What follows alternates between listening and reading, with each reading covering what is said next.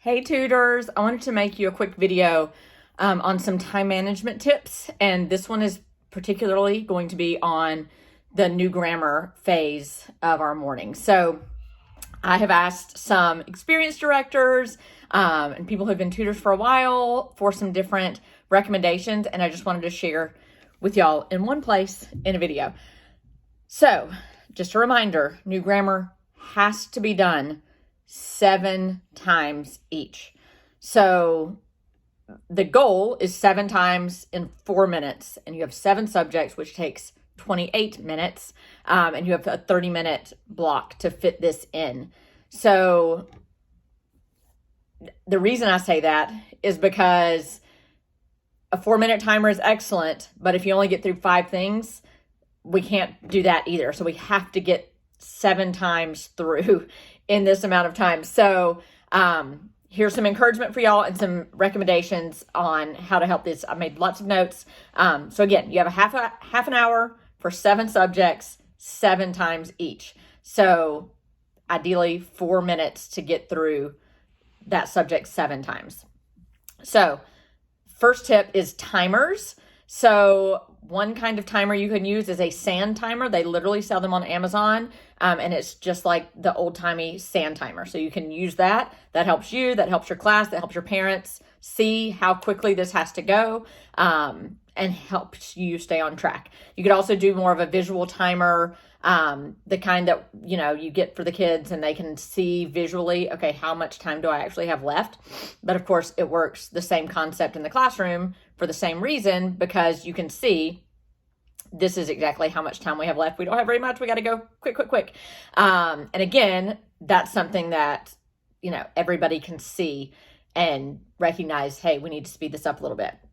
The third thing you could do for a timer is to have a parent helper on their phone with the 4-minute timer.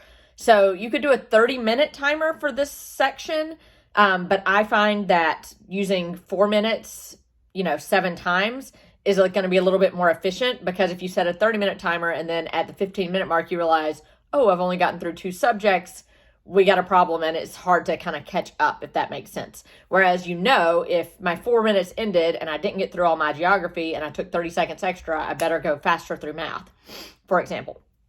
If you are doing, like, you're one of the higher ages, the 10 and up groups, and so you have to do the multiplication facts, not just skip counting. Of course, that takes more time. So a great recommendation is to squeeze that in between each subject. So you do geography, do the multiplication facts, do history, do the multiplication facts, do timeline, do the multiplication facts, so on and so forth.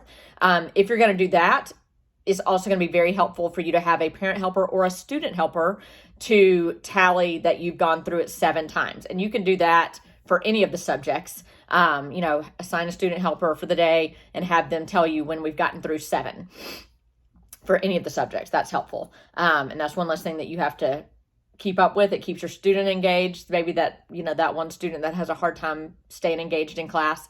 And it can also help the parents. If you have a parent that keeps trying to check out, give the timer to them. Okay, so that's one way. And again, I think that's just important to explain, and then your parents and your students understand just how quickly this has to go.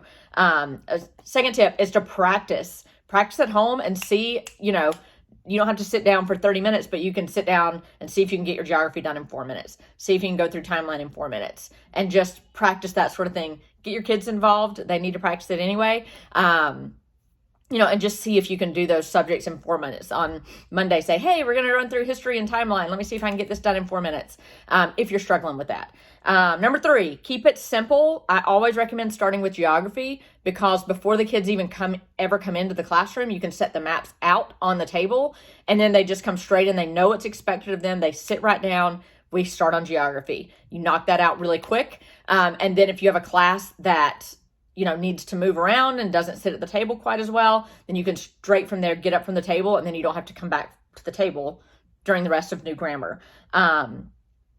That moves me to number 4, cut down your transition time. So if it's taking you a minute to move from geography to history, from history to timeline, like that's 7 extra minutes, and you're going to be 35 minutes instead of 30 minutes, which doesn't seem like that big a deal, but you start running off the rails, especially if for some reason assembly went long, which I'm going to make every effort not to make that happen. And then you're going to end up needing your full 30 minutes of review. These first couple weeks are a little bit of cheat weeks because you filling 30 minutes of review is a little bit difficult. But if you get out of the habit of those timers and keeping it real crisp and, each component as it should be, you'll find yourself in trouble and you can't get through 6 subjects in 30 minutes for review.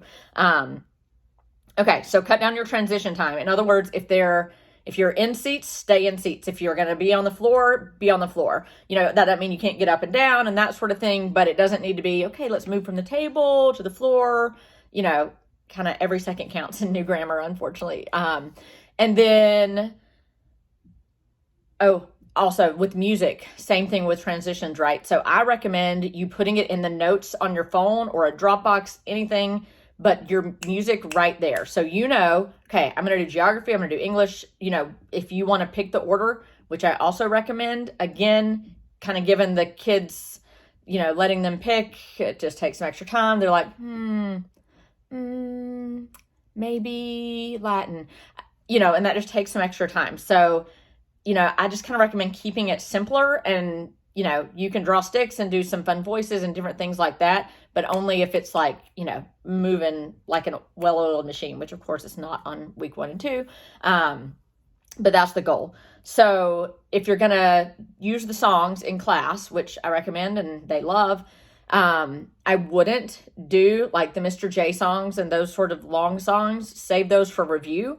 Just go through quickly during new grammar and then in review, use those songs.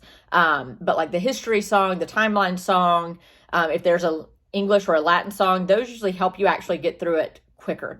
They help you get through it in that 4 minutes. But if you're going to use those, put them in your notes in your phone or Dropbox, and like as soon as you walk in that classroom, hey, here's week 2, I have it right here, so I'm not having to go search on my Apple Music and that sort of thing, because again, that's just kind of killing your time. Yeah, and I think that's it. So again, new grammar is the fastest.